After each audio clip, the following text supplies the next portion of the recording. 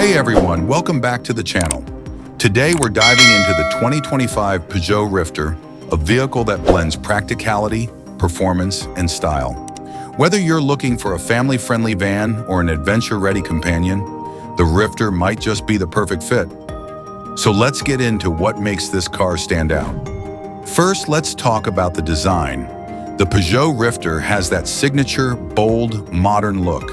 With its rugged front grille, sharp headlights, and elevated ride height, it's more than just a van, it's a statement. Inside, the 2025 Peugeot Rifter is incredibly spacious. Whether you're carrying passengers, luggage, or a mix of both, the Rifter offers a flexible layout. Is the Peugeot Rifter a good family car? Absolutely. The Rifter was practically designed with families in mind. You've got loads of room for everyone. A variety of safety features like lane keeping assist and automatic emergency braking, and enough storage space to fit everything from strollers to groceries. What's the electric version, the e-Rifter, like for daily use?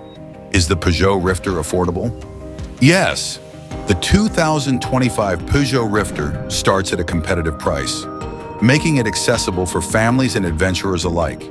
If you're going for the electric version, the e-Rifter might be priced a bit higher, but with government incentives for EVs and the savings on fuel, it's definitely worth considering. So, is the 2025 Peugeot Rifter the perfect blend of affordability and driving excitement? With its spacious interior, efficient engine options, and even a fully electric version, it's a serious contender in the MPV market. Thanks for tuning in. If you're excited about the 2025 Peugeot Rifter, or just love hearing about the latest in cars, be sure to hit that subscribe button and give us a thumbs up. Let us know in the comments. Are you thinking about going electric with the e-Rifter, or would you stick with the diesel or petrol versions? See you next time for more car reviews.